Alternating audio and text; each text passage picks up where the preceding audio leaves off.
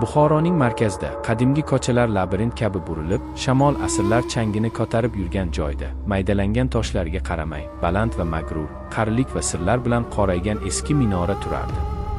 Qishloq aholisi quyosh botgandan keyin bu joydan qochishardi, chunki ular bir vaqtlar mo'minlarni bosh aylantiruvchi balandlikdan ibodatga chaqirgan muazzinning ruhidan qo'rqishardi. Uning ta'siriga hasad qilganlar tomonidan xiyonat qilingan va o'ldirilgan odam, afsonaga ko'ra, uning arvohi minoraga abadiy bog'lanib, tiriklarni chaqirib, ularni soyasiga g'oyib bo'lishga undagan. Oypast va rangpar, toshlarga kumush nur sochgan kechada, yoshlik takabburligi va jasorat hayajoni bilan to'lgan to'rtta o'smir tor ko'chalardan minoraga qarab yurishdi. Yuraklari tez urib, nafaslari sayoz, havo og'ir va sovuq. Xushbo'y tutatqi va nopok narsaning hidini olib yurishardi va ular yaqinlashganda, toshlar nafas olayotgandek tuyuldi. Go'yo binoning o'zi tirikdek, bosqinchilarni kutib nafas olayotgandek, shamol yoriqlar va yoriqlar orasidan hushtak chalib, deyarli go'yo pichirlashlarni keltirib chiqarayotgandek edi. Inson ularni sekin, muloyimlik bilan chaqirib, ichkariga kirishga undadi va qo'rquv ularning bo'g'ziga tiqilgan bo'lsa ham, qiziqish va mag'rurlik ularni oldinga olib bordi. Ular poydevorga yetgunlaricha.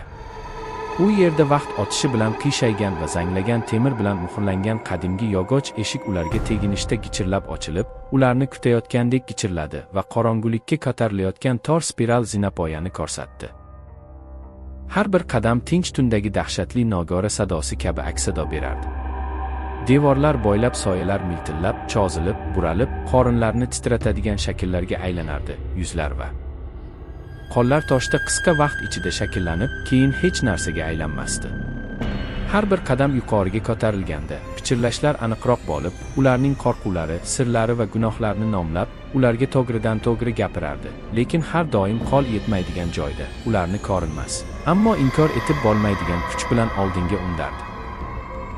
Ular kichik maydonchaga yetgunlaricha, muazzinning chaqiruv qo'ng'irogining qoldiqlari xayoliy shabadada tebranardi, zaif, bosh va motamli jiringlardi. Ovoz shahar bo'ylab yo'qolganlar uchun motam kabi aks-sado berardi va bu yerda havo quyuqlashganday tuyuldi. Sukunat og'ir va bog'uvchi bosdi, toki soyalar paydo bo'ldi. Noaniq, ammo aniq bir qiyofada, uzun libos kiygan odamning qiyofasi, ko'zlari spektral nur bilan xiragina porlab turardi va u qo'lini ko'targanida, pichirlashlar ohangdor, ammo dahshatli ovozga aylandi. Ularning ismlarini qayg'u va g'azab bilan chambarchas bog'lab, haqiqatni ochib berdi.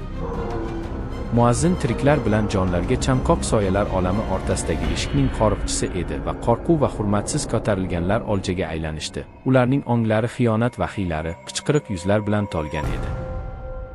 Qo'llari zulmatdan ularni ushlash uchun cho'zilgan edi, ammo ular qanchalik urinmasin, tortishish kuchiga dosh berolmadilar. Oyoq-qo'llari endi o'zlarniki bo'lmagandek harakatlanardi, yuraklari urardi, aqllari qichqirardi. Toki ular birin-ketin platformaga tortilmaguncha va birinchisi tepaga yetganda, shamol minorani yorib o'tib, tuproq, qon va qadimgi tutatqi hidini olib kelguncha.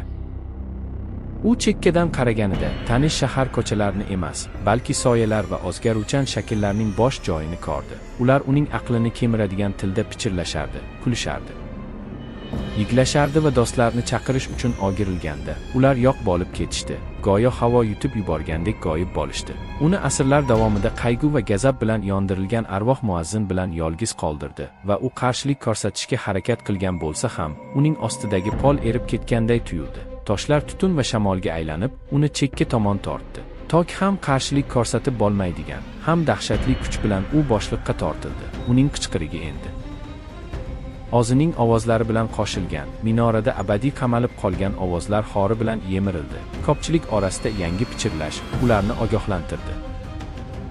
Kim ergashishi mumkin edi? Pastda esa shahar tinch, bexabar edi. Ko'chalarda chiroqlar miltillardi, bolalar uxlab yotar, savdogarlar tush ko'rishardi. Lekin yuqorida, arvohlar qo'ynida, minora kunduzi jimgina kutib turardi, kechalari pichirlab. Qiziquvchanlarni, jasurlarni, ahmoqlarni, va'da beruvchi bilim va sirlarni chaqirar, lekin faqat qo'rquv, halokat va abadiy tuzoqni yetkazib berardi. Uning sikli uzluksiz, har kecha yangi vasvasa, har bir pichirlash o'ziga xos joziba edi. Keyingi jon yaqinlashguncha yurak tez urib, qadamlar titrab, qadimiy spiral zinapoyaga tortilguncha va uzoqroqda qishloq aholisi ogohlantirishlarni pichirlashardi. Olimdan keyin chaqiradigan, ovoziga qarshilik ko'rsatib bo'lmaydigan, nigohidan qochib bo'lmaydigan, borligi abadiy bo'lgan muazzin haqidagi hikoyalar.